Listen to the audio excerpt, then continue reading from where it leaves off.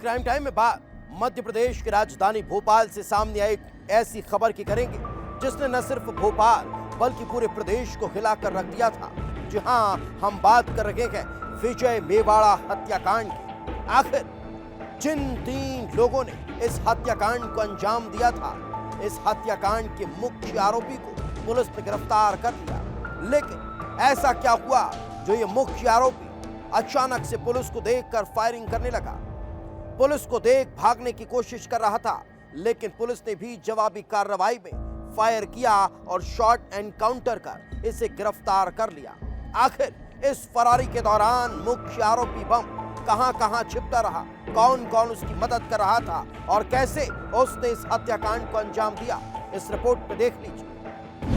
चाय कारोबारी का हत्यारा गिरफ्तार।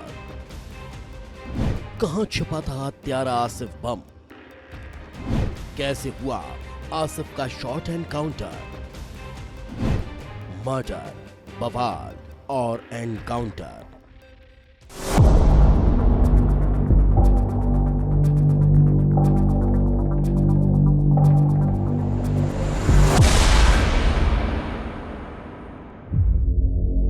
तारीख 29 मार्च, जगह भोपाल मध्य प्रदेश। वारदात मर्डर।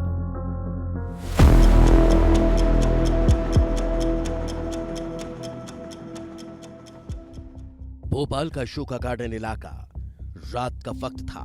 चाय की दुकानें गुलजार थी। जहां चाय की होटल चलाने वाले विजय मेवाड़ा की दुकान पर भी रौनक थी।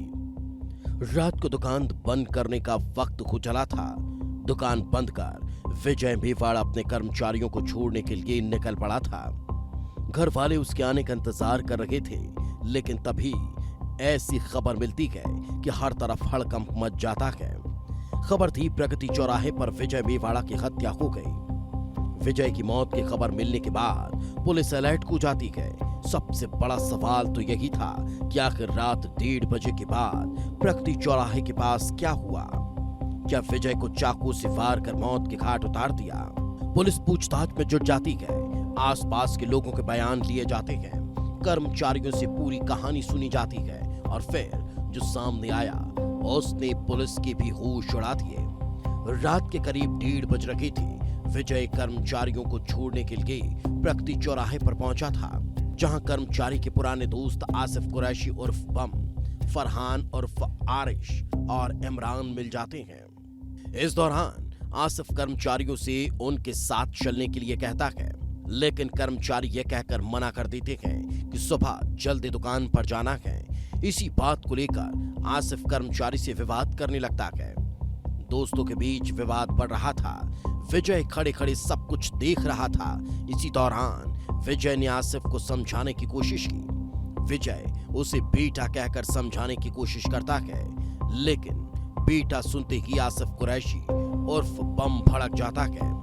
बेटा कहना उसे इतना नागवार गुजरता है कि आसिफ चाकू निकालकर विजय पर हमला कर देता है।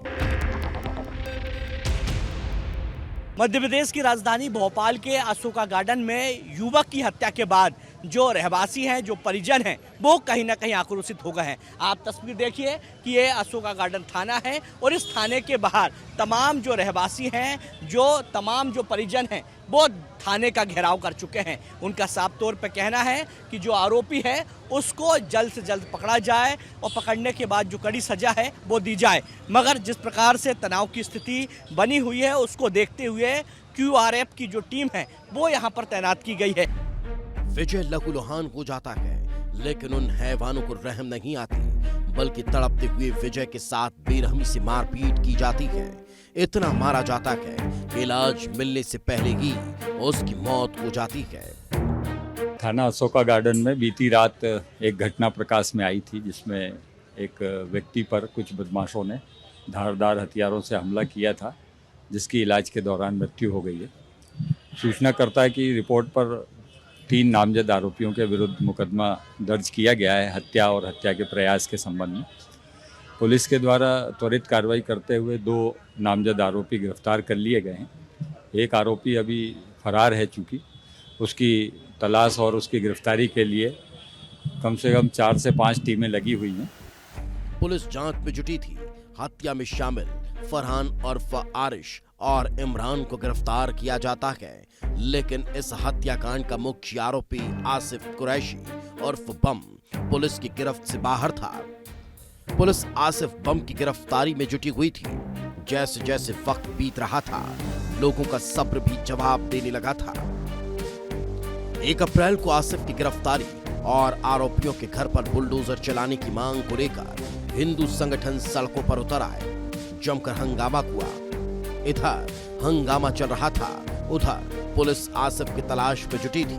तभी सूचना मिलती है कि आसिफ रातीबड़ इलाके के जंगल में छिपा है। पुलिस की टीमें रवाना होती है। दोपहर का वक्त था। पुलिस ने आसिफ को जंगल के बीच घेर लिया, चारों तरफ से घेराबंदी कर दी। आसिफ के पास भागने का कोई रास्ता नहीं बचा और उसने खुद को बचाने के लिए पुलिस पर फायरिंग शुरू कर दिया। इधर पुलिस ने भी जवाबी कार्रवाई करते हुए शॉर्ट एनकाउंटर कर आसिफ को गिरफ्तार कर लिया।